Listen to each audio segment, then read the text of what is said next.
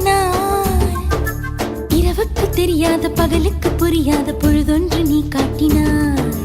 இதயத்தில் நீ இருப்பதனால்